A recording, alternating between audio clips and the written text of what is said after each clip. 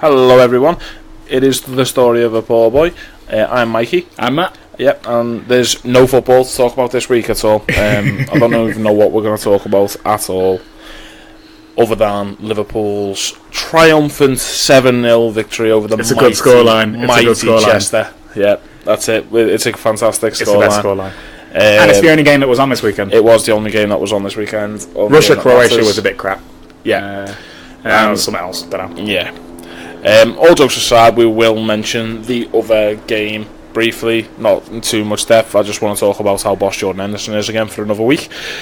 As I say, we'll talk about Liverpool beating Chester, where that leaves us this pre-season going forward, who impressed, who we're looking to impress this pre-season, I guess.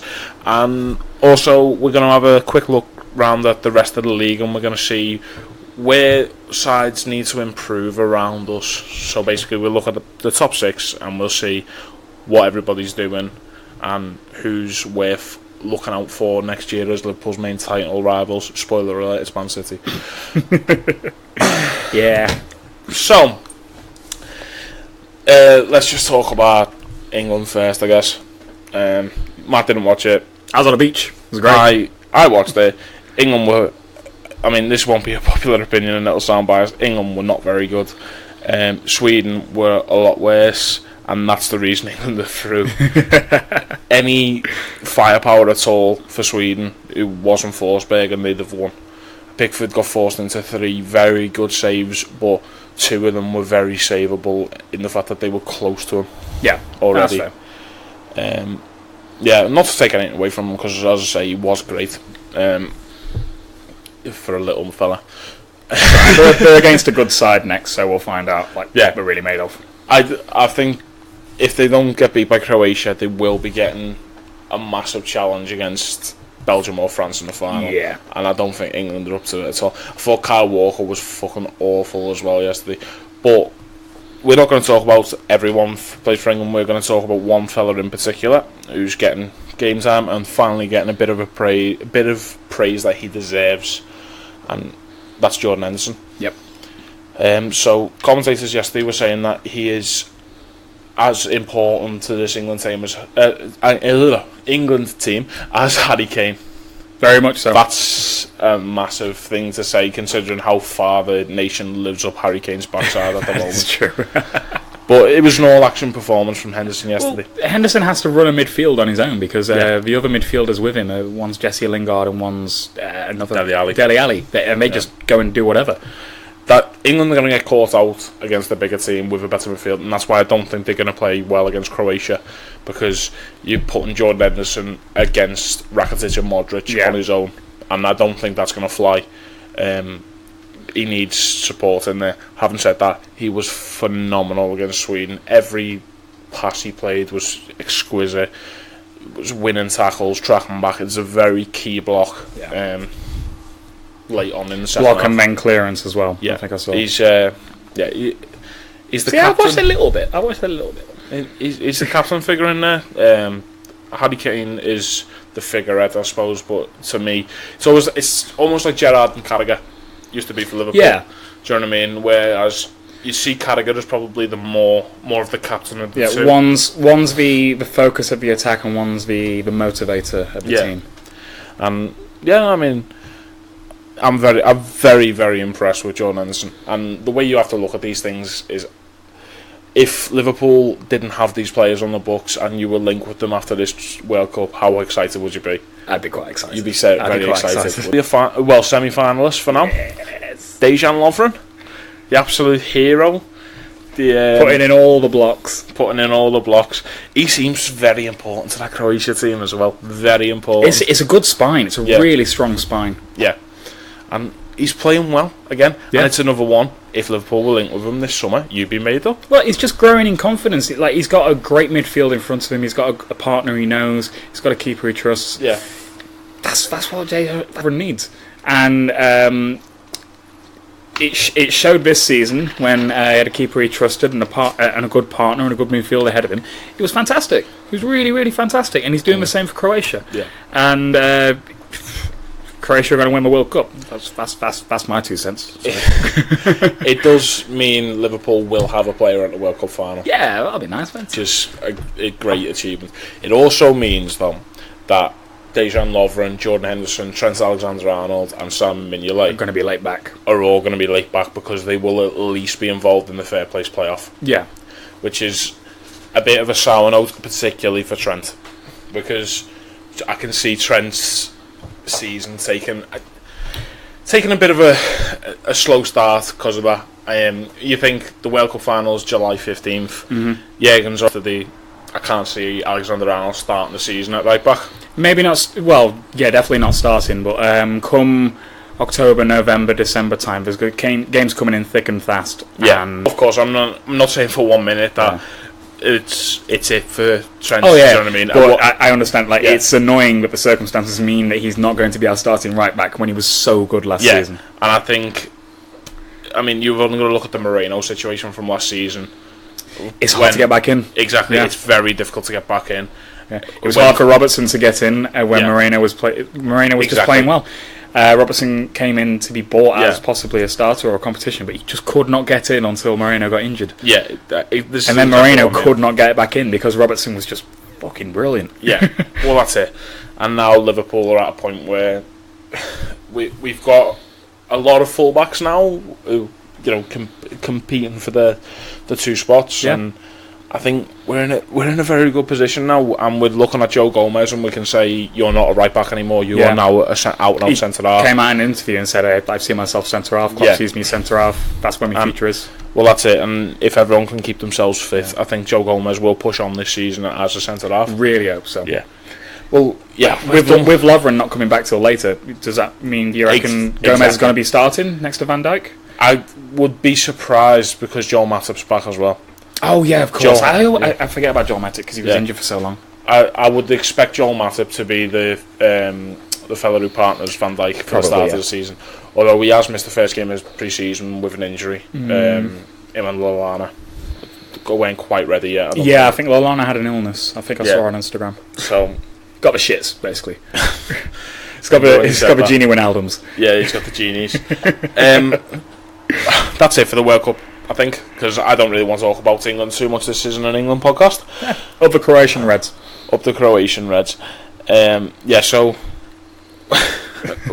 let's move on to Liverpool versus Chester. We've both sat down, watched the highlights together. Good. Impressions of who's impressed, Wilson's got a cool finish on him, hasn't he? He's really got a cool finish on him. Yeah.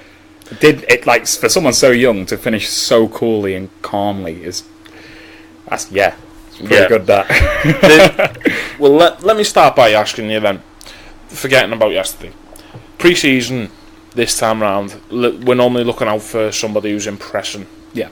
Who this time round are you looking at as you have to kick on? This is your chance. You have to take it this time round. What, as in last chance? No, not as in last chance. But if you, because I do think there is a last chancer in pre-season right now. I think it's Origi. I think Origi's got to impress. I could see where you're coming from there, but Origi's still only 22 at this point. Been here a while. Went out on loan. He scored goals for Liverpool in the past. No, he has, but I think he's got to impress this pre-season. Not in the sense that we'd sell him if he doesn't, but in the sense that we might think about buying a striker to deputise Firmino if Origi doesn't impress in pre-season. Okay, let me look at it from a different angle then. If Liverpool are looking, because youth prospects we know are coming through in the defence, as in Joe Gomez, Trent Alexander-Arnold, we know about them really. Yeah. Nat Phillips started yesterday, and Conor Masterson's featured on the bench occasionally. But by and large, we know about what's happening. It's the midfield and forwards really that are the concern. What I mean is, come August, so when the window slams shut in August, who do you think could be the player that Liverpool go, alright, we haven't got Naby Fekir here, but it's not that bad because this fella can step in and take on more responsibility? I think it could be Wilson, and I really hope it is Wilson. Yeah. He seems well, just from a heart, I just watched Sharp, and I think this is his season where he can push on and try and force his way into this Liverpool team. Well, I'd love it to be Ben Woodburn as well, but I just don't understand why he went missing last season. I believe he was injured. Okay, I believe Woodburn was injured. Well, I'd love it to be the two of them. See, it's interesting what you said about last chances with Origi, because I'm of the opinion this might be Harry Wilson's last chance at Liverpool. Okay. He's 21. And by this time, you want to be looking at somebody who's made league appearances at the very least for you. He's made a handful of appearances here, there, FA Cup appearances mainly in Klopp's first season. He's not kicked on at Liverpool, apparently, for whatever reason. He scored bagfuls of goals at Liverpool's under-23 level, Championship, League 1, League 2, wherever he's been, he scored goals, and he's played well. But for some reason, he's not getting a chance at Liverpool. If this isn't the chance, if this isn't the one where he turns around and Jurgen's like, right, announces himself on the bench, you're on the bench for the first game of the season, and if Liverpool needs, come the 70th minute, if Liverpool needs some pace, someone to take on a winger, I want it to be you. Then what else has Harry Wilson got to do at Liverpool? Do you know what I mean? No, I think I agree there. He's getting to that age where he's going to need to go and get minutes. He needs minutes, and he will get them at a Premier League club. I mean, if he doesn't get them at Liverpool, I would love to see him go to Newcastle and just work under Rafa. I was thinking Huddersfield as well. I mean, that'd be fair, but because obviously playing Wagner's kind of style of football, I think Rafa would make a lot of them. Probably, yeah. But he'd do well at anyone. That's the thing. I think he's a genuinely talented footballer. Well, yeah, we saw that last season. Well, that's it. And, Hull got the best of him. Exactly. So, scoring an absolute screamers. Exactly, there's a chance. Ryan Kent scores yesterday as well. Yeah. There's a chance there for him to take it. But they need to seize upon it. I mean, Ryan Kent had a fantastic pre-season last year. So, if I remember rightly, Harry Wilson wasn't exactly bad last year. Ben Woodburn, again, scored goals last year. Dominic Solanke scored goals last year.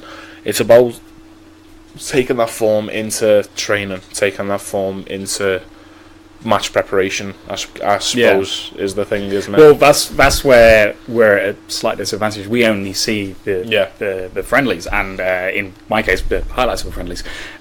Sorry, I was being a beach bum yesterday. It was really, really good. I am so burned. So burned. I was at Formby. I could have been south of France. It was lovely. I went to avoid the England game, to be honest. It was completely empty. Fair. But that's where we're at kind of a disadvantage, because we don't see what these players are like in training, what these players' attitudes are properly like. We only get to see them, snapshots of them in these pre-season friendlies. So they can look fantastic. Sorry, you're right. They can look fantastic in these pre-season friendlies, but we don't know what's going on behind the scenes, and we don't know what conversations are going on with the manager, what plans they all have for each other, what training's like, stuff like that. It's always difficult to call. But it's always nice when something goes right. Yeah, definitely. I'm from a personal point of view, I'm desperate to see someone come through from Liverpool's academy as an attacker. Obviously, we've got Trent, and it's glorious. And he will make the move into midfield one day. He will. It's going to happen. I don't think he's big enough. I think he's too good to stay right back. I think his passing's too good to stay right back. That is probably true, to be fair. And I'm sure he'll have a chance to bulk up with age and stuff like that, but he'll be a Milner. He'll just go everywhere. Sound. I can see him putting himself about, and he loves to tackle. I want him to push on, obviously. But I know what you mean. Bringing an attacker through would be really, really nice. Yeah, it would be. A Wilson, a Woodburn, a Kent, an Ojo.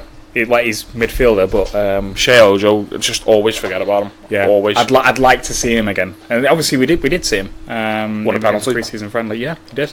Yep, good movement. Curtis Jones impressed yesterday as well. Lovely ball through to Wilson for a second goal. Yes, it really was.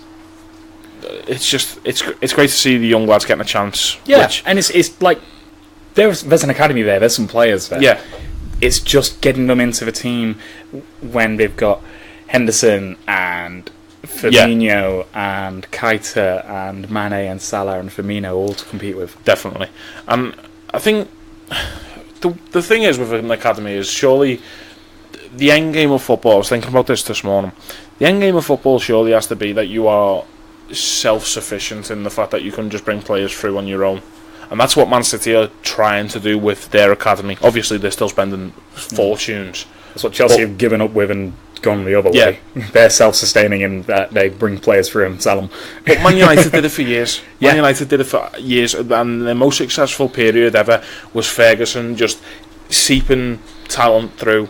Do you know what I mean? Like the class of '92, even terrible footballers like Wes Brown and John O'Shea got game time. Yeah, brought them through. He brought them through, give them a chance. Sorry about the dog barking in the background. He's going through some things. He's found He's going through some changes. He's just 8 months old and he's unbearable. But yeah, that's what I mean. Liverpool have to hit a point where we used to pride ourselves on the academy, and you saw academy lads come through, particularly mid to late 90s. Yeah. Do you know what I mean? And you see the likes of Owen. Well, obviously Fowler and McManaman came through even before that. Yeah. But Gerrard and Carragher. Murphy to a point. David Thompson, Steve Warnock, Stephen Wright, Dominic Matteo. Just names that we probably signed them from smaller clubs as well, but it's still signing them young enough that you could say, yeah, they came through Liverpool's academy kind of thing. We developed them. Yeah. So I think the last one before, if the last one before Trent was probably Sterling, because we bought him early and kind of brought him through the academy, didn't we? Other than Nard. Yeah. But he's not particularly a success story at this point in time. No, not particularly. Yeah. It's Sorry, I lost my train of thought. No, it's fine. It's Riley's fault. It's always Riley's fault. No, that's the thing. That's the sad thing about what's happening in modern football, I suppose, is that academies are less concentrated on in general now, because if you can find a quick fix, if you can find a Xherdan Shaqiri, you aren't going to give Harry Wilson a go. Mm-hmm. Do you know what I mean? And that's the kind of thing. And we spoke about this a couple of weeks ago, didn't we? Where you need to find a balance between the two these days, in the fact that you can give youth a chance. You can give youth a chance in Harry Wilson, Ben Woodburn, Dom Solanke, but you have to be bringing them through alongside the experienced players as well. Because you win nothing with kids, apparently. Because you win nothing with kids, according to Alan Hansen years ago. And he's been made to eat those words several times since, but there you go. But he's crap. The sad thing on from a Liverpool point of view as well is Everton seems to be doing better with their academy than Liverpool have recently. I would argue Tom Davies and that. I would argue that they are bringing players through, but when you look at their quality, they're at their level, so you know. I suppose. I mean, Tom Davies is all right. But this is the kind of thing. I mean, is like we brought through Jay Spearing. It doesn't mean that he was Liverpool quality. Do you know what I mean? And true. He got found out after a while. Martin Kelly, Stephen Darby, Jordan Ibe, John Joe Shelby, to name one. No matter what anybody tells you, he's not good enough to play for Liverpool. No. Just because he can pick That's up. That's what we need, a bit of passion. Fuck off. Spelled P-A-S-H-U-N. Yep. Danny Pacheco. Just to name another one. Move on swiftly from John Joe Shelby. But yeah, this is this. That's the kind of thing I'm talking about, though. Jack Robinson, John Flanagan. They were the other two names that were up here somewhere, and I couldn't quite work them out. David's, less said about Flanagan, the better. Yeah. Jack Robinson is just signed for Nottingham Forest. Has he? Well. Ah. Yeah. Nice. Yeah, he's still having a nice career down in the Championship. Well, Jack Robinson. That's fine. Yeah. That's fine. We brought through a lot of players who are doing quite well at youth levels. The lower level. Sorry, Connor Cody's going to be a Premier League captain next season. Yes, he is. Yeah. I have a Sheffield United supporting mate who loves Connor Cody. Absolutely adores Connor Cody. I thought he was going to be the next big thing. When he was coming through at Liverpool. Yeah. Anyway. Current crop. Yeah. So let's move away from the youth and talk about what we've already got there. Yeah. So yesterday we see goals from Danny Ings and 2 from Daniel Sturridge. Now, we know Danny Ings is looking to move on, and we know Daniel Sturridge has just come back from a loan period at West Brom. But Daniel Sturridge has done the classic Daniel Sturridge thing of you think you're done with him, and then he just pulls you right back in, and straight away you're in love with Danny Sturridge, and you remember this is a 20-goal-a-season striker when he stays fit. Yeah, and he is dead good. It goes through your head again, doesn't it? If we can keep him fit. If we can keep him fit. Oh, why do we keep doing this to ourselves? Because we're horrible people. We are. But we've got no self-control. Yeah, I feel like Danny Sturridge is just. We need to just sever all ties, or make him as important as he used to be. Captain. Sell him or make him captain, one of the two. It's one extreme or the other. It can't be. There's no middle ground with Sturridge, because he'll just be lingering around for years, and I'll just be like, right, okay, Sturridge is still there. He's still that good, though, isn't he? He's 40 years old. He's got one leg, but there's a chance. He's got pretty much one leg now. There's a chance, exactly. So you're saying there's a chance? There's a great finish yesterday from him to get the 7th Beautiful goal. curl. The first goal's not bad, but the second one is stunning. The first goal's good because he fakes taking a shot with his first non-touch, and that throws the keeper a bit. And it's very Sturridge. It's very, very Sturridge. Yeah.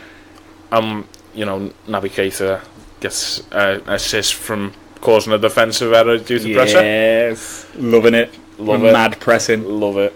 And if that's a sign of things to come, I can't wait. Fingers crossed. And Fabinho from the edge of the box having a nice shot. It's the post. He's very unlucky not scoring his debut. It was.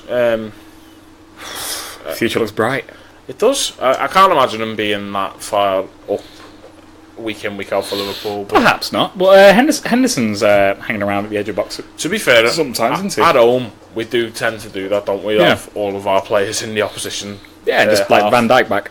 Yeah, with Lovren running around doing his thing. What else do you need? Yeah, other than Verge. That's it now. Big he also returned to training, so him and Gini Wijnaldum. I saw a picture and he looks like a fucking man mountain. Yeah. The caption was, "Imagine what he's going to look like after a pre-season." It's going to look fucking ridiculous. Gini Wijnaldum and Virgil van Dijk are back in training, and I'm fucking psyched. I can't wait. I don't even know what to say. I'm so excited. How do you think we're going to do? So we talked about Lovren coming back late and Trent coming back late. Henderson's obviously going to come back late as well. How do you think we're going to do with probably putting Fabinho in at that number 6 role straight away? I don't think it'll be too bad. Yeah. If you think about the first game, West Ham, it's not. They are shite. Exactly. It's not massive. I mean, they are signing Jack Wilshere. Well, they've just got Pellegrini as their new manager as well. That's quite a coup, I think. It is, and I don't think enough has been made of that. To be fair, no, that's kind of slipped under the radar. I remember it being announced. I was like, oh, that's interesting. It is, and then no one's talked about it. It's a very, very good signing. I'm just getting our fixtures up for the start of the season because I can't for the life of me remember who our first 5 games are. I don't think we've got anyone too tough in the first 5 games. I just searched. Although saying that, it's probably like City and Chelsea. I just searched Liverpool then, and the first thing that came up is Liverpool linked with Jack Grealish. Fuck off. Oh yay! I thought Spurs were getting him. Yeah, because I was laughing because we'd signed Keita and Fabinho were linked with Fekir, and Spurs were linked with Jack Grealish, and I was just like, levels. So they think they're rivals to us. Liverpool's first 5 games, we didn't even talk about the fixtures at any point. No, we didn't. We probably should. Liverpool got drawn games. They got 38 games to play in the Premier League season, as did everybody else. And this is the order that the first 5 in one particular permutation. Exactly. West Ham at home, Crystal Palace away, Brighton at home, Leicester away, Tottenham away. That's a nice start, you know. That's a nice start. If we can get 4 wins before that Spurs away game. Yeah, I can feel... Like, you can definitely feel we can do that. I feel that, because we beat West Ham at home. Well, yeah, we beat West Ham at home last season, beat Brighton at home, beat Palace away, and we beat Leicester away. Yeah. So if a repeater next season, there's no newly promoted team trying to prove themselves there. There's no title rival in the first 4. Obviously, Spurs comes in at the away. Spurs is interesting because I think it might be played somewhere else. I don't. Do you know reckon the stadium's done yet? we're living in a period where, like, do you remember Liverpool had to play with... Oh, yeah. I think they've already like applied for their first 3 games to be guaranteed to be away, like we did. That's what I mean. As would be their first home game. Yes, it would be, but I could just see it getting moved. Okay, that's fair, yeah. Because I went by it a couple of weeks ago when I was down in London, and it doesn't look done yet. It doesn't look nearly done. What I mean. It's a lot of... I know there's a lot of summer left, but it doesn't look nearly done. September 15th, that game. If they get it done by months. September 15th and like ready for the public, fucking fair play. I just... Because that is half a stadium at the minute. I mean, they couldn't have better weather for it, No, they couldn't. to be fair. I want a bit of rain, Jesus Christ. I The miss grass dying is making me sad. I miss rain so much. Just a little bit, overnight. Because I like the smell in the morning with the... This is turning into Star Wars Episode 2 kind of dialogue. So move on. I don't like sand. It's coarse or something. Yeah. But Liverpool, yeah, I mean, you look at that start of the season, we're going to miss, to get back to the point you were saying, we're probably missing Jordan Henderson at full capacity until September, realistically, and Trent, and maybe Dejan Lovren as well, and Simon Mignolet, I suppose. The keepers need the rest, especially when you haven't played since December. Nah, fuck him. He's plenty rested. Yeah, well, hopefully he won't be a Liverpool keeper by that point anyway. Oh, God. Can we hope? And the other thing to remember as well is, I'm looking at this and I'm looking at September 1st and I'm like, oh yeah, okay. Window will have been shut by them for about 3 weeks. Yep. So it's shut before the West Ham game, Sunday 12th. So it's going to everything will be done by then. We'll know what we're dealing with. We'll no doubt get an injury fucking August 13th. Immediately, yeah. And feel like we need a new signing, because that's the way it goes. Of course. But yeah, I think Liverpool will be alright for those games. There are games you expect Liverpool to dominate possession in. Yep. And for a player like Fabinho moving the ball on quickly. It'll be a nice opening to his Liverpool career, I think. Liverpool. Jurgen Klopp has already said, though, that after the Chester game yesterday, that one of the players is a lot further on than the other. Yeah, and Keita. What he's alluding to is that Naby Keita has already played a high pressure kind of style of football with Leipzig. Yeah. Whereas Fabinho has played. Oh, it's going to take a while. Yeah. It might take a while for him to adjust. That is what pre-season is for. Well, exactly, it is, and let's not forget as well, Oxlade-Chamberlain had the same message. Yep. Andy Robertson had the same message, and now they're both looked at as key players who'd start in Liverpool's best 11 100% at this point in time, which is madness when you look at Oxlade-Chamberlain, the amount of doubt about him last year. Sorry, I fucking love him. Yeah, exactly. I mean, I don't think he'll be back to full fitness until January. Yeah, so he'll be back in training in November, won't he? Yeah. Well, I mean, he's doing stretches and stuff like that. I think he's doing light jogging. Oh, that's good. But I don't think he's doing. Yeah, he won't be outdoors work for a long time. He's not doing any ball work yet, definitely. But I can't wait until he's back. Yeah, get well soon, because God, I miss him. Yeah, but I mean, that's what transfer window's for. At the end of the day, Liverpool have got the options there to deal with that. Yeah, and we got Lallana coming back in, and like cliche alert, but it's gonna feel like a new signing. It is. James Milner coming back into midfield felt like a new signing, didn't it? You can't. Right. At what point then? We've talked about Danny Sturridge already, right? And Danny Sturridge, you can't rely on him. All jokes aside, we can't rely on him, and it's not down to his ability; it's down to his injury record. Right? At what point do we say the same thing about Adam Lallana? He's not had as bad as Sturridge. Last 2 seasons, mate, he's not been.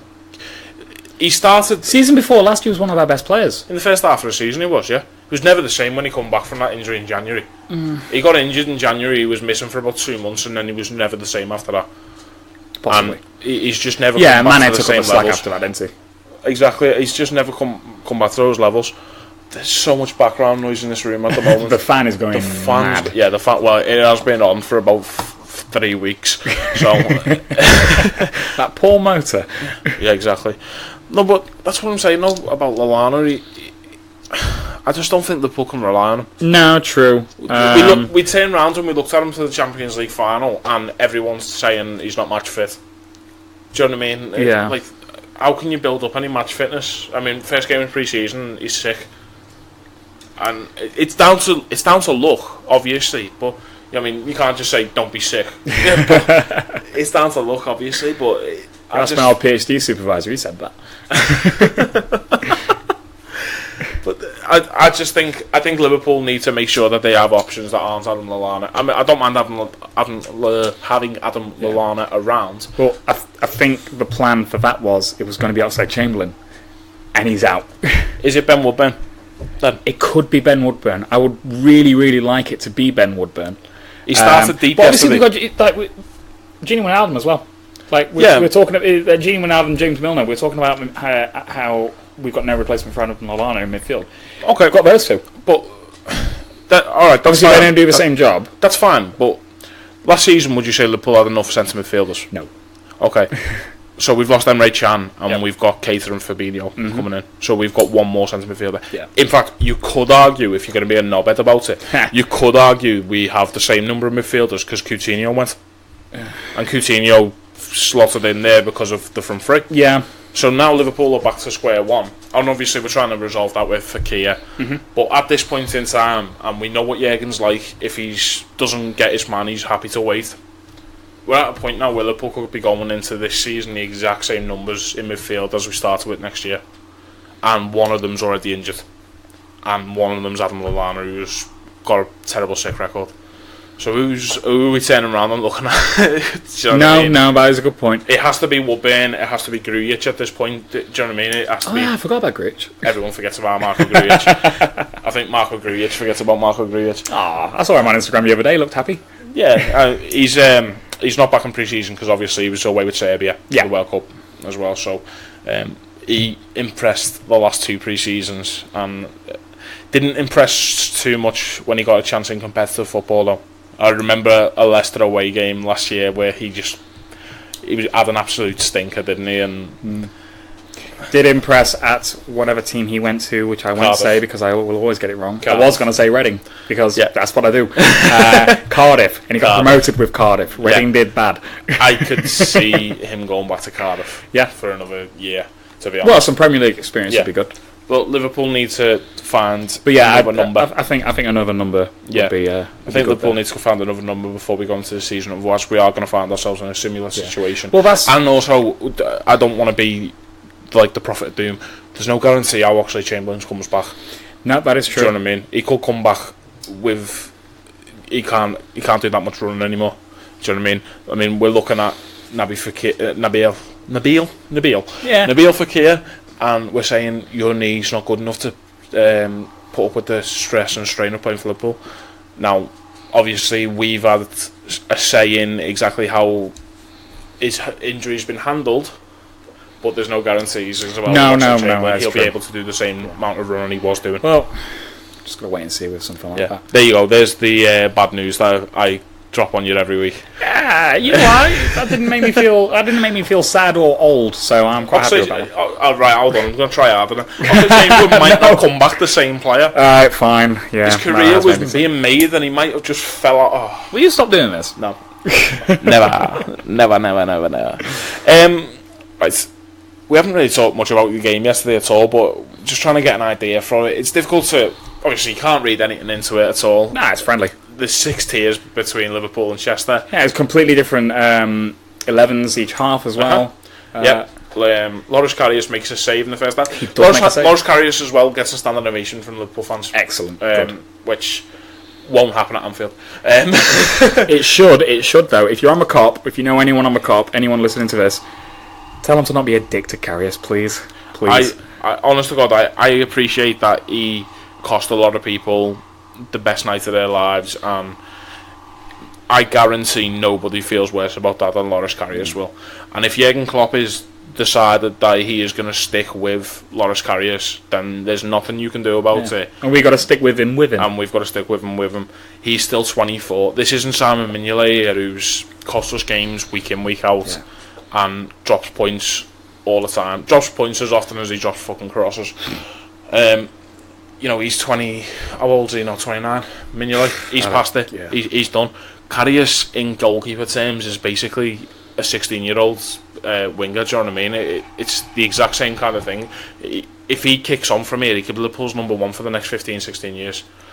And that might scare a couple of yous.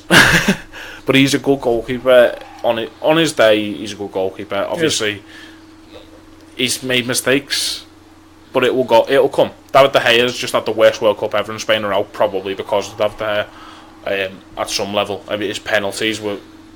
It's just... Yeah, it was just weird. It just didn't exist. It was so Fascinating strange to watch. Yeah, it was. But yeah, get behind Karius. Yeah, yeah, that's the message to take from that. Yeah, so we spoke about Liverpool, and we spoke briefly about the friendly yesterday. What about our rivals? Should we, from what we've seen so far, is there anything that you would be particularly cautious about going forward, out of the transfer activity that's happened so far? City are just getting. I don't think they can get stronger, but they're just seem to be hoarding players. Yeah, they're accumulating strength, aren't they? I don't think they can get better than what they were last season, to be honest. But the fact that they're going to sign Mahrez and they're going to sign this Jorginho. Where does he fit in? Who drops out for Mahrez? We were looking at City's bench last season. I mean, they turned around and they got Bernardo Silva sat on the bench. Yep. Raheem Sterling and Leroy Sané start, and they're only going to get stronger. Gabriel Jesus couldn't get a game at one point last season. So what's going to happen this year? David Silva's getting older. Maybe he's a kind of replacement for him, or someone to come in and learn from, and then push on. Maybe. I mean, if you see Mahrez behind the striker kind of role, yeah, could see that. The obvious problem with that is Kevin De Bruyne plays there, and he's very good at football. He is very, very good at football. But it's a bit ridiculous. I don't see that City need the Riyad Mahrez. No, City, we don't need any of these players that they're going to buy. City, to me, are doing exactly what we used to have a go for Arsene Wenger for, and they're just accumulating attackers rather than dealing with the problems in that team. And if anybody works out how to play against City, spoiler alert, Liverpool fucking did it last year. Everybody else cotton on, please. 3 times. 3 times last season, Liverpool dealt with Man City.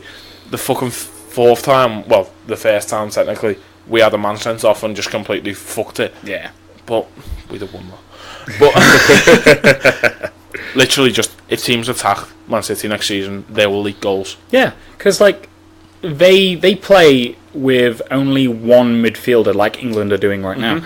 And as soon as they're going to get attacked, they're going to get found out. It doesn't matter how good Fernandinho or Jordan Henderson are. Well, tell Brazil how good Fernandinho is. They're out of the World Cup because of Fernandinho. Yeah. If you go for them, you'll get them because their centre-backs aren't that good. John Stones is not that good. Otamendi is not that good. And Vincent Kompany is not real anymore. There are problems. There are problems in that back 5 and that one ahead.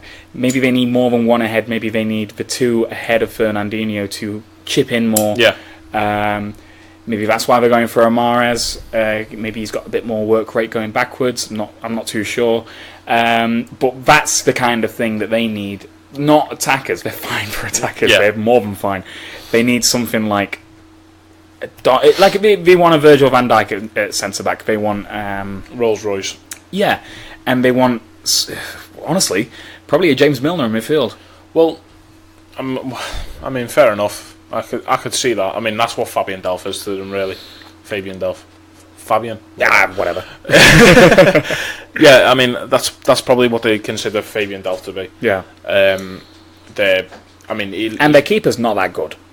Yeah, I completely agree with that. But I'm not sure if any keepers are that good. I think anymore. I think you look at Man City's back 6, and I think it's very get-atable. Yeah. That's the place where surely it's easier to improve than trying to stockpile attackers. Yeah, so we're looking at Ederson in goal. We both agree whenever anyone has put any proper pressure on him, he shit himself last season. He fancies himself as an outfielder instead, but he's not as good as Manuel Neuer with his feet. So, Manuel Neuer got pants this year. Exactly. It'd be nice to see Ederson. Cool. Well, I mean, he's already Fantastic. got caught out by Suarez. Not Suarez, Salah. I've done that so many times. Got caught out Last by couple Mane of as well when he kicked his fucking head in. Yeah. Fucking hell. Yeah. Kyle Walker's playing right wing back for them. He's played centre half for England. He's been poor defensively, and he's been very wasteful with the ball as well. Particularly yesterday against Sweden, he was very wasteful. I mean, maybe that's a transition that Guardiola might look at next season. He's seen that, you know, Walker likes to play there, shall we say, Maybe. or wants to play there, and he'll look to move him across. And then you're looking at him alongside Stones and Otamendi, very weak defensively, but good with the ball at their feet. And their left back Benjamin Mendy, not Bernard Mendy, he used to play for Bolton. Benjamin Mendy, again, no guarantees how he comes back. I don't really know much about him at the minute. Neither do Man City fans, Yeah. because he got injured. He's great on Twitter. Yeah, he is great on Twitter. Twitter. But that's the thing, Man City fans don't know how he's going to come back. Yeah. You know, this is his first full pre-season back without after that horrible injury. And, you know, hopefully for his sake he comes back, and of course, he's a good footballer and all that. He looks like he could be a hell of a player. But And he seems like a good bloke. yeah, and there's again, Guardiola plays a very high a high pressure level of football, do you know what I mean? Yeah. It's high octane stuff, and you have to be physically fit to do it. And if Mendy can't cope with that anymore, then there's problems there as well. So maybe we need to look at another left back, because like their other options are Delph or Laporte. And honestly, I forgot they signed Laporte. I think Laporte's crap, to be honest. I think Laporte at centre half. I forgot they had him. Yeah. That's one of the issues dealt with, to be fair, because I think you put Stones and Laporte together with Walker on the other side, for example, and then I think Danilo's their right back then if you were playing Kyle Walker. Yeah. I still think that's doable. I think that's get-at-able Yeah, again. it's definitely get-at-able. Yeah, and I mean, Salah took the piss out of Laporte in the Champions League, Exactly. didn't he? So why not? Yeah. I don't think Guardiola's dealt with at any club he's been at. I don't think he's ever had to deal with any proper pressure in terms of attacking football. You know, and you look at the defences he's had as well: Valdez, Puyol, Piqué, Alves, and Alba. That's a fucking incredible defence. It's the stuff of dreams at Barcelona.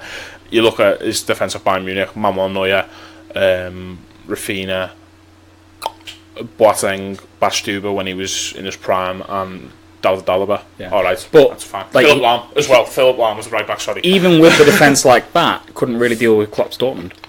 Yeah, and maybe everyone needs to play like Liverpool next season. Pretty much. Please don't. It'd be the Premier League would be great. The Premier League would be It great. would be very, very entertaining. And we're the best at it, so we win the league as well. Exactly. Yeah. All right, so we've picked apart the champions who got 100 points last season. Fucking shit. Let's move on to the other end of this top six spectrum, Arsenal. I love talking about Arsenal. I love talking about Arsenal too. Arsenal, all jokes aside, have had a fairly productive pre-season so far. Yeah.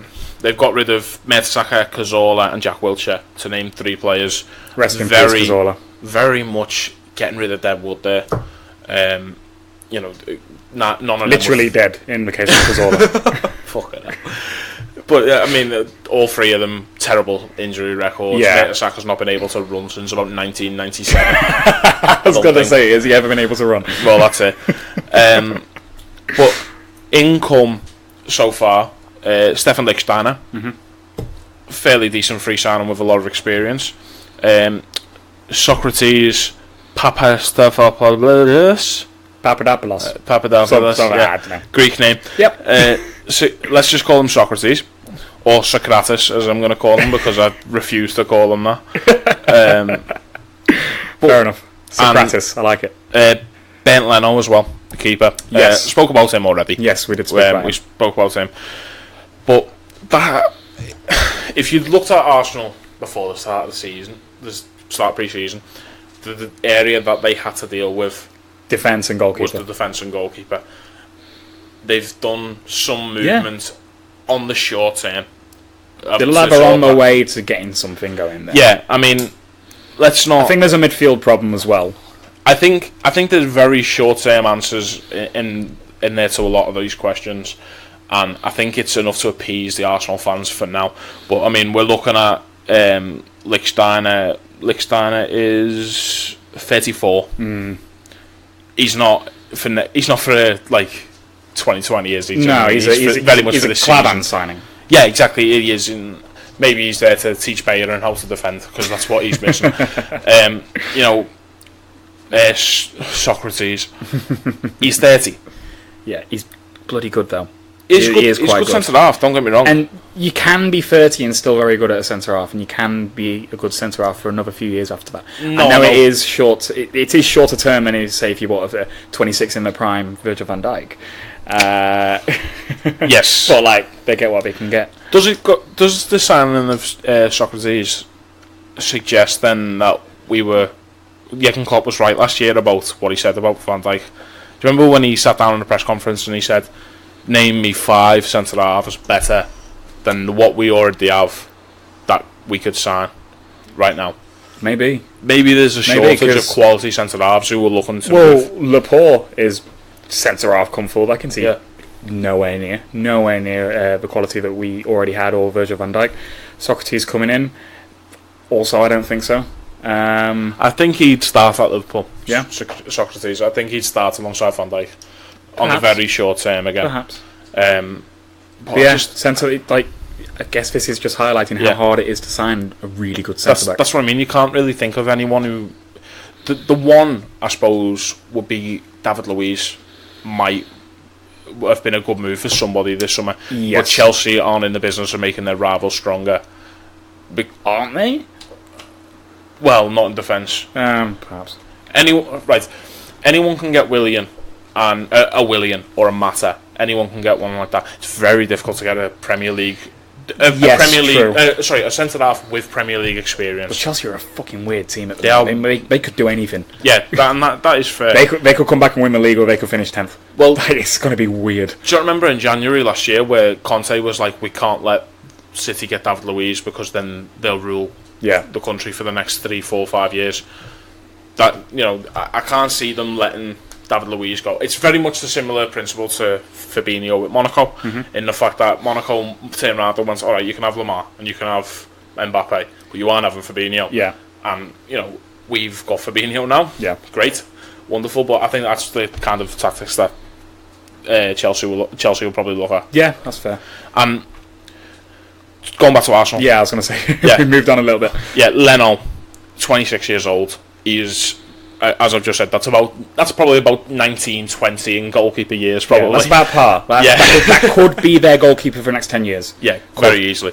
And he's an improvement on Cech and Ospina, from what I've seen of him. Obviously, Cech was, at one point, one of the greatest goalkeepers in the world, but he's not now. No, last season wasn't very good at all. Yeah, and I think he'd accept that. Petr Cech being back up to somebody like that. Yeah. He might... And teaching a younger keeper, Yeah. I can imagine that he'd be quite into that. I can imagine... And he could practice his drumming. He's a really good drummer. I can imagine him moving on. Yeah. Who needs a keeper? Who needs it? Not Liverpool. No, I don't want him. Liverpool too, but we don't want Petr Cech. I don't want him. But do you know what I mean? I can United imagine can have him. United City can have him. De Gea. Yeah. But it's The hair is shite. Yeah. Just had a terrible World Cup. They need a new keeper. I'm just trying to think of a Premier League team who could need a new goalkeeper, to be honest, who he'd go to and he'd play every week. I would have said West Ham. But West Ham have signed Fabianski. Oh, yeah, of course.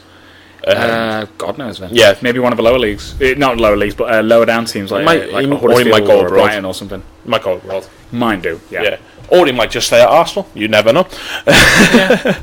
But looking at the signings that they've made, it still doesn't feel enough for Arsenal. Definitely not. And if the rumours that he's only got a £50 million transfer war chest, That's not even a war chest, mate. No, It's a trinket box. It's a little jewellery box. It's quite exactly. nice. It opens up and but plays if that music. is true, then they're through quite a lot of that. They'll probably be. I don't think so. No, I don't think so. When you think of the wages that have come out as well, I mean, if you can work that through, if you can balance the books that way instead, so you take the wage budget and you add it to your transfer budget instead, which clubs can do, I'm going off Footy Manager. But I mean, Mertesacker, Cazorla and Wilshere will have been high earners at Arsenal. They just would have been. I just think that team needs major surgery, and I don't think they're going to be given enough this season to do it. I think if you look at the team that Arsenal have got now, and you look at what Unai Emery's going to do going forward, I mean, I hate to just whittle off another 11, but if we've got Leno in goal, Lichtsteiner right back with Socrates and Koscielny centre half, Monreal at left back, and then a two-man midfield at the moment. That's Xhaka and El Neni, Xhaka and Ramsey. I'd rather go Ramsey, yeah, but he's more attacking. Well, I'd rather not play. If I was Arsenal manager, I'd just fuck off Xhaka. Jesus Christ, he's crap. But this is what. But yeah, of course.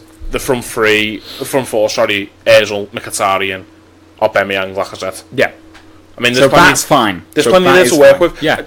Arsenal, and they've got Welbeck and Iwobi off the bench and all that. Arsenal are probably two midfielders away then, I'd say, from having a push at top four. Yeah, maybe. I think they still could improve. I think they could improve on Monreal. I wouldn't disagree with that at all. But Hector Bellerin's around there as well. Yeah, true. I mean, it's not uncommon for fullbacks to just play different sides. I mean, we saw Joe Gomez do that for Liverpool. We've seen Klein play at left back. We've seen Glenn Johnson do it for years as well. It's not uncommon. Yeah. Two midfielders then. Yeah, I think if Arsenal get two midfielders, and they're looking at Torreira, I believe, or Torreira, I can't remember. Yeah. Uruguayan plays for Uruguay. Plays for Uruguay. Plays in Serie A. Yeah. But they're looking at him.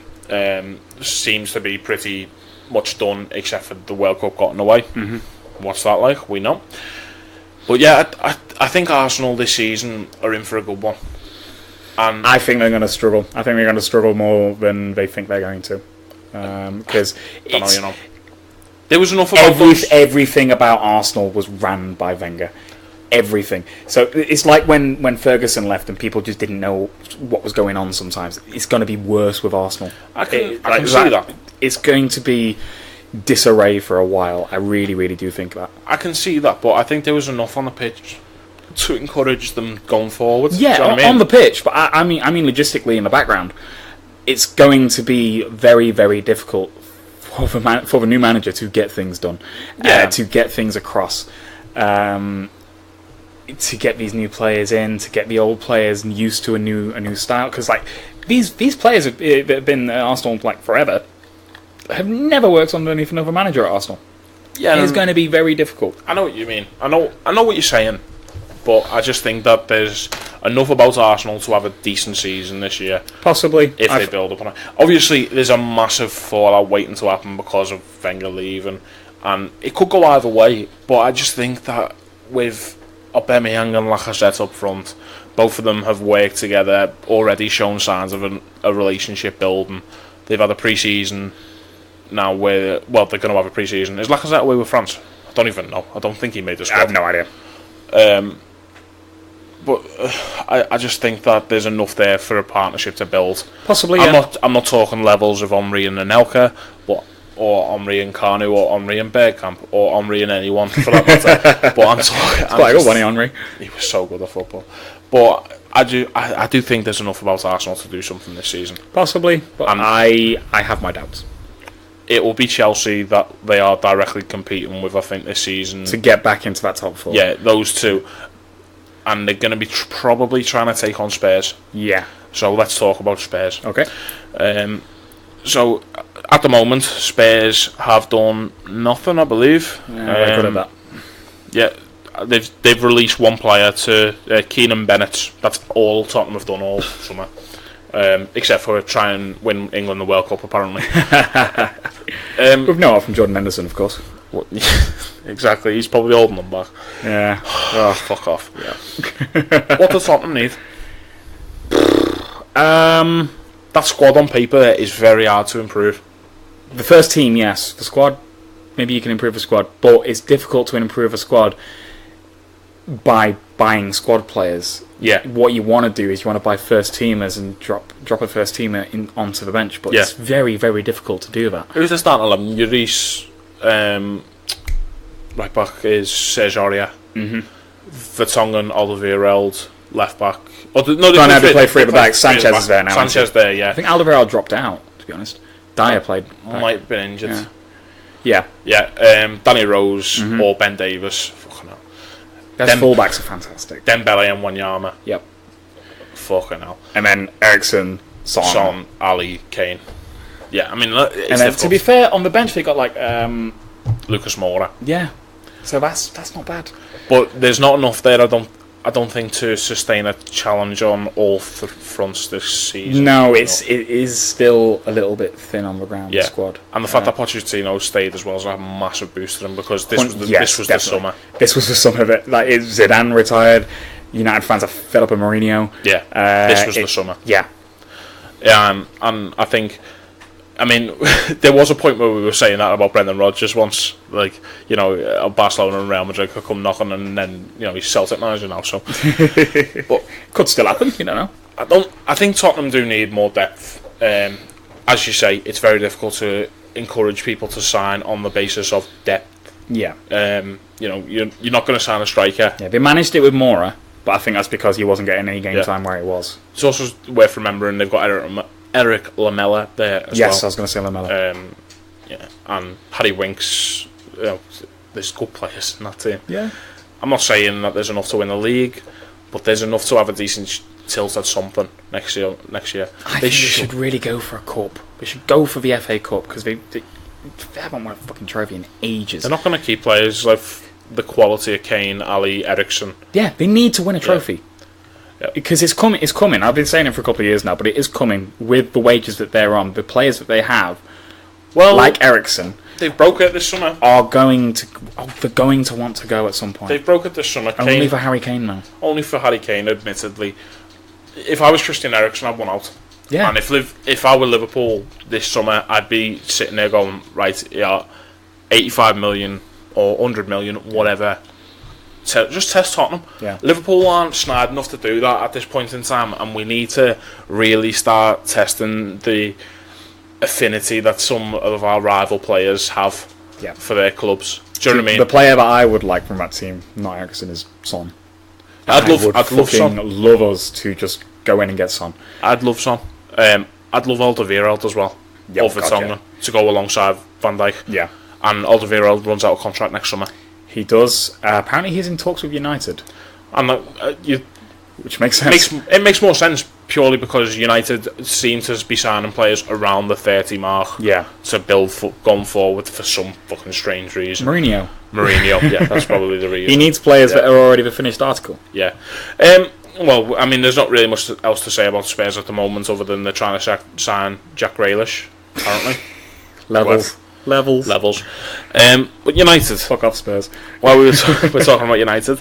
United have had a big summer already in the fact that they've went out and bought Diogo Dalot from Porto, who's up for the Golden Boy. Who isn't?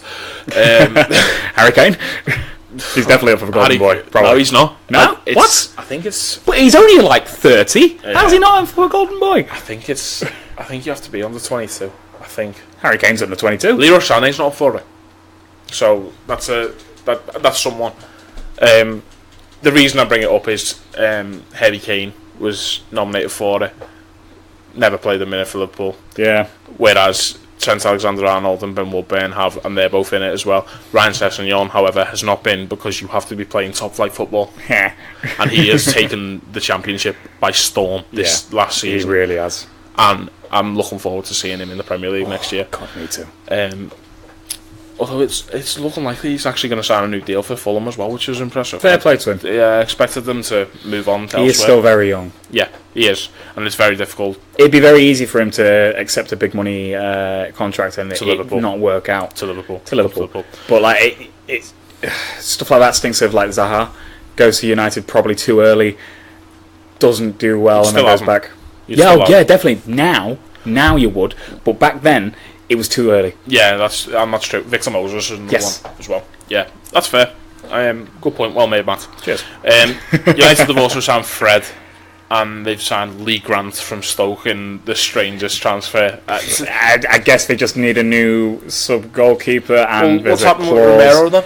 I don't know. Romero's not down on their release list. Maybe they just need a sub goalkeeper, and they just, Maybe. release clause from Stoke from getting relegated. Maybe. For about 10p. I was like, yeah, fine. That's Goalkeeper for 10p. Premier League experience, 10p. Yeah, the ball stuff you don't need because it's on sale. Yeah, all the time. All the time. Yeah, fair enough. Good way of looking at it, I suppose.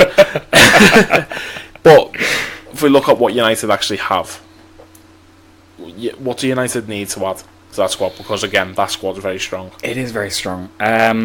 Is it a centre half? It's probably a centre half. I don't think their defence isn't actually that good. The reason why De Gea makes so many saves is because their defence is quite leaky. Yeah. I think the midfield's fine. I think it is. Yeah. I've had that theory about Karius, didn't I, when he was at Mainz? Yeah. That it's just because of the amount of shots that they have at them. And it's the same with Jordan Pickford right now. Mm-hmm. The amount of shots you have at you makes you look a better keeper. Yeah, but that's why we signed Mignolet. You have to stay switched on for 90 minutes, and De Gea is very good at that, don't get me wrong, but you see it for Spain, he switched off, and he's conceded a very sloppy goal to Cristiano Ronaldo, and from there, Spain end up with Russia because of it, so... Well, I say that they still won their group, didn't they? Yeah. Yeah, so never mind. So the thing with United is their squad is fine. I think it's good enough. Maybe get a centre back in. The problem is the manager. The problem is how the manager uses those players. Yeah. And the players that he has at his disposal, like Martial and Rashford, are not getting games. And I would say that team needs a more pacey, younger winger for when Sanchez is either crocked or crap or whatever. But they've got both of those. They've got both of those, and he won't play them. That's the thing. Right, I'm going to add another category to this. Actually, I haven't asked you, but it's just popped into my head. Liverpool obviously still looking for something this summer in the attacking side, but let's in general let's just open it up. Any team in the top six, we've already spoke about Liverpool need to be a bit more nasty and just test the resolve. So, out of the teams in the top six, out of each of them, who would you like to see Liverpool take a tilt at this summer? Not one from each team? Yeah, one from each team. Okay, cool. So, I like this. Yeah, so Man City, who do you think Liverpool could take a tilt at and realistically unsettle to the point he comes back? Oh, he comes back. That means Spoilers, man, come on. That means I pick Reeves. But who do you think Liverpool could have a tilt at and realistically attract to the club? Fucking hell, I can't believe it just done. You're a fucking idiot. Yeah. Raheem Sterling for me. I think it could be Aguero. I think he knows Jesus is breathing down his neck to shout that, but and he already doesn't really get on with Guardiola, does he? But the reason he doesn't get on with Guardiola is because Guardiola doesn't think he can do the pressing that he wants. Well, maybe Klopp does think he can do the pressing, and maybe, we'll reassure him, give him the arm round the shoulder. Maybe I don't think we need. I'd love him. I'd love Sergio Aguero, and I'm not in the business of turning down world-class strikers. Yeah, but I just don't think it. No, that's fair. Okay, Sterling's a good shot. I think. I think, especially with the history, it could happen. He needs to get a new fucking agent for one. Definitely. That should be in the clause. Definitely. His salary will be a massive put off for that kind of definitely. Thing because he wants parity with De Bruyne, apparently, doesn't he? Who's City's highest paid player. Yeah. And Sterling's not good enough for that. Yeah. No, but he's quite good at footy. But I'd love to take a tilt at Sterling, or I'd love to take a tilt at Bernardo Silva. I just think he could fit in. Yeah, no, he could, and he's not getting game time, and he would. He'd get more for us. He would, and the thing with Sterling as well is, imagine how the psychological blow that would inflict on Man City, where you just turn around and you're just like, he left Liverpool because of winning trophy. He couldn't win trophies. He's got a chance now to win trophies. Now, obviously, he could stay at Man City and he'll probably win even more than he already has there. Like, he won the league last season, fair enough. But it might just signal a bit of a shift as all if Liverpool could attract him. Arsenal. Arsenal's a difficult one. Does it have to be attacking? No, it can be anyone in the squad. Anyone in the squad at all. Who you think would improve Liverpool as a squad? I don't think I want any of them, to be honest. Ramsey, maybe? I don't know. I think they're crap. I don't think we can unsettle Aubameyang or Lacazette. I think we could unsettle Lacazette, definitely. You reckon? Yeah. Yeah. Also, I think he's crap. I think he's got enough there to.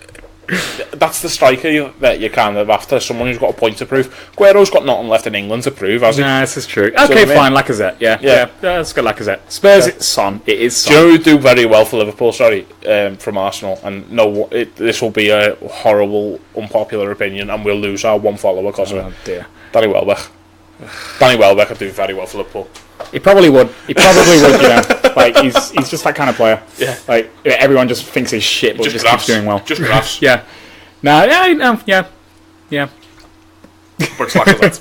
It's Lacazette. Yeah. Yeah. So Spurs. Son. Yeah. Son. I reckon you throw enough money at Son and you can get him. I reckon you can get him, and I fucking love him. I really I understand love him. where you're coming from with that. I think Spurs. I think he's happy there. I think there's enough about what's happened with Tottenham for Christian Eriksen to be unsettled there. Eriksen probably easier to get if And you he don't fits settle in him. exactly to where we'd need. Yeah. And I'd literally just be going to... Listen, last season, they went and took a goal off of you to give it to Harry Kane. Just because he needed the goal. And they don't value you as highly as they value him. We value everyone equally because we aren't Tories. Exactly. We are the socialist club. Come Yeah, here. come to Liverpool, where everyone is treated equally, except for Alberto Moreno. Who was captain yesterday, actually. Captain. My captain as well. My captain. Captain, leader, legend. Chelsea. Is it David Luiz? No, it's Ross Bart. No. It's Danny Drinkwater. Yeah, it's probably David Luiz. Yeah. I might take a punt on Willian as well. Although he is the only one who carries on playing for Chelsea when everyone just gives up. So I don't know. Oh, I know. I'd have a cracker from Chelsea. Yeah. Michi Batshuayi.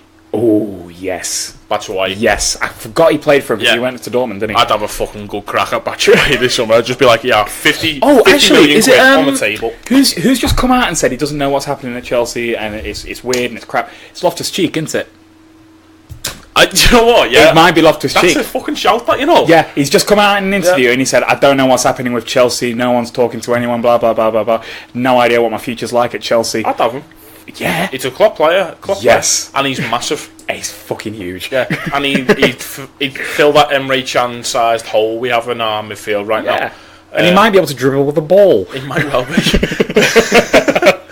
Just watching the compilation video of all of Liverpool goals from last season, and I forgot how many goals Emre Can scored Yeah. last year. Nah, United, that's the last one, isn't it? Martial. Yeah, it's Martial. Martial. It's Martial. I'd fucking Just kill be- for Martial. yeah. Kill for Martial. Martial would do so well at Liverpool, and he'd have such a fucking point to prove. Oh, God. Yeah, well, Can we just be snide and get some of these? that'd be Can we? fucking fantastic. Yeah, we've done... That's everyone now, isn't it? Fucking hell. We haven't spoke about Chelsea, what Chelsea needs. But what Chelsea need needs... a new fucking manager for New one. manager. Possibly a new owner. Yeah. And just a new, ugh.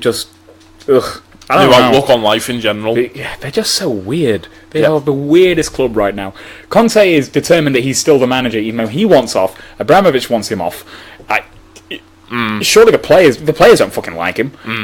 Was it Willian who scribbled out his fucking face? Yeah. Weird. That's That. weird. Proper That is weird. weird. Proper weird. What is going on? There's also a very aging spine. Well, maybe not. There are Well, you've got aging Kante. players in there. Yeah. I mean, you look, and David Luiz is in there. Gary Cale's in there. Gary Cale's fucking shite as well. Gary Cale's fucking shite as well. Conte, for some reason, hates David Luiz. Yeah.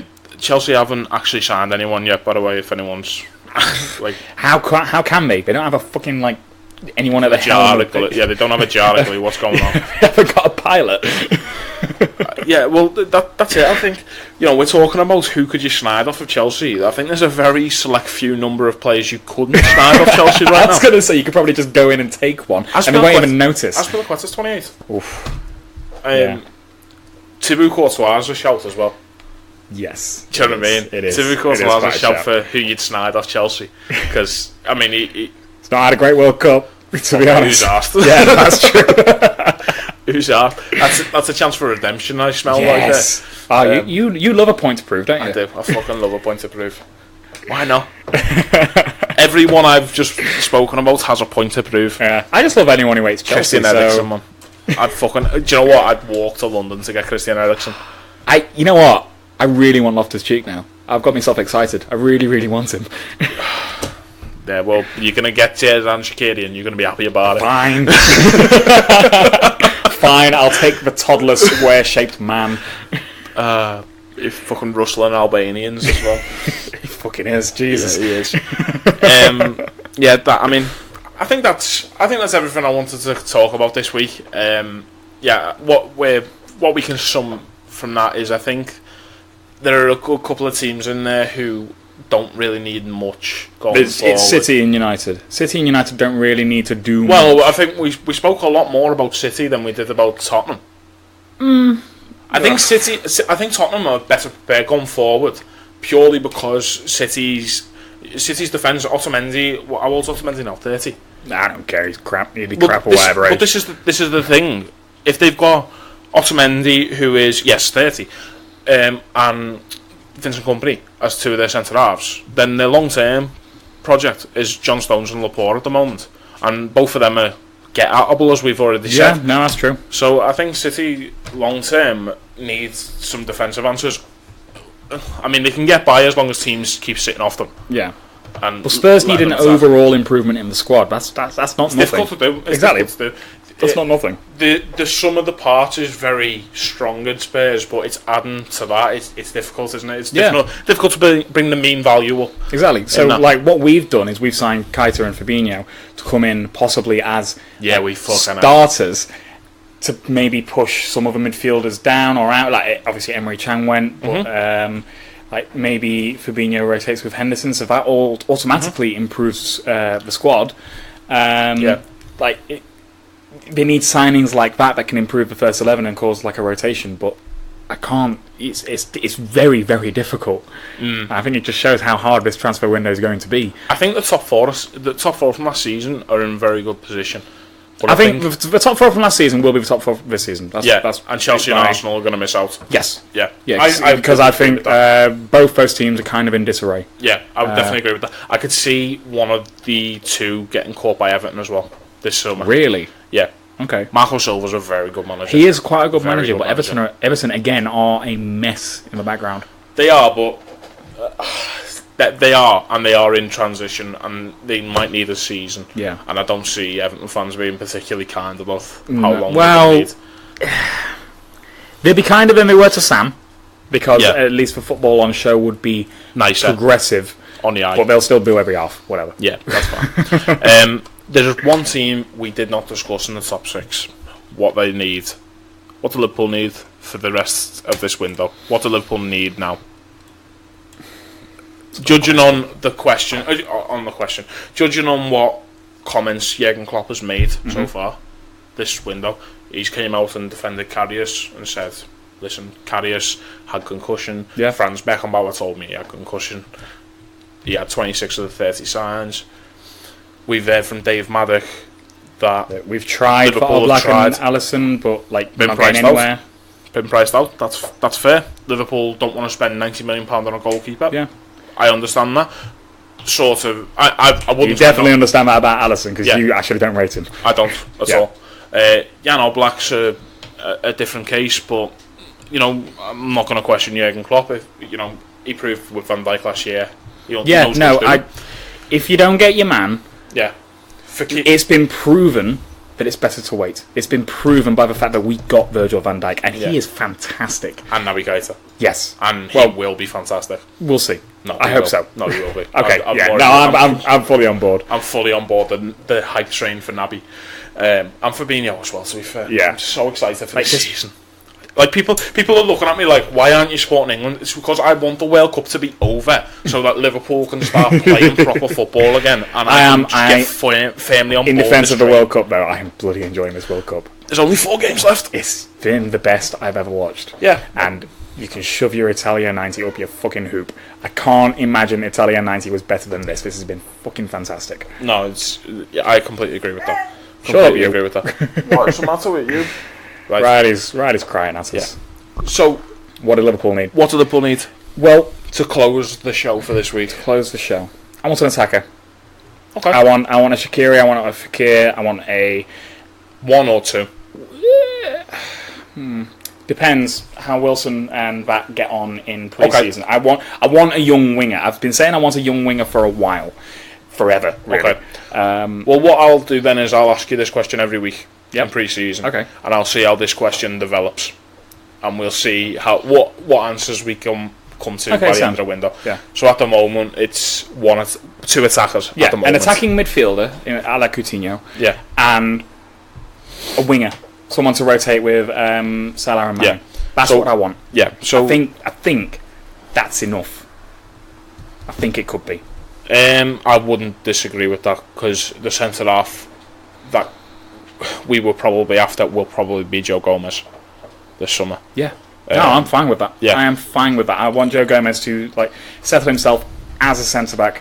Yeah. But I want the first choice to be Van Dijk and Lovren. I've seen enough of that last season to know that that's fucking good. It'll be interesting to see how this actually develops, this question, because not only if we decrease the number of midfielders, but if we increase how many attackers we need, how many defenders we need. So it'll be so on record at the minute, an attacking midfielder and a winger. That's fair, and I'm agreeing with that. That's not a lot to do this window, is it? It's lovely. I think we need a keeper as a backup. Yeah. Well, Mignolet's off, but that's fine. Makes us off, and it's a lot of pressure on Danny Ward. It's coming in. Yes. He's never played Premier League football. So yeah. Okay, I'll agree with that. So I think we need 3 at the moment. Yep. But yeah. Right, next week, I haven't told you this, but next week what I want to do is I want to do a fantasy football show. Ooh, okay. So, not pick our players or such, but we'll go through and we'll see what we fancy this year. And we'll see what we reckon is going to be a bargain. Yeah. And we'll give away our teams to everybody, all of our friends. All for the sake of you listeners. I think that's fantastic. Salah's my captain, just spoilers. Oh, I've done my team already. Oh, fuck. I've done my team already. I've got a sneaky bargain. Can I have a look when we're off there? Oh yeah, definitely. Oh, definitely. But yeah. Looking forward to this then. But I think that's a good yes, thing. Definitely. If we try and record next Sunday as well, we might mention. Yeah, fingers crossed we'll get back match. onto its regular schedule. Next Sunday's the World Cup final. Shit. We'll record after. It's fine. Yeah. We waited this week because Liverpool were playing pre-season. We didn't want to release 2 in a week, so So let's hope that this week Liverpool stay injury free. Everyone who comes back well, and that the Liverpool player who ends up in the World Cup final, Dejan Lovren, wins the World Cup. Yes. Okay, it's been the story of a poor boy. Share us with everyone you love who might like this. Follow us on Twitter, like us on Facebook.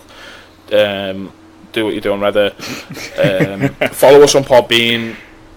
Listen to us on Spotify. Subscribe listen to on us on iTunes. Subscribe on iTunes. We're on all the things. Yeah, subscribe on YouTube. Do all the things, all the channels. If you're subscribed to one, why not subscribe to them all, please? Because it's really appreciated. It makes us feel better. It makes us feel better about it. And it also gives us a good indication of how we're doing. Yeah. That's been the story of a poor boy. Cheers, guys.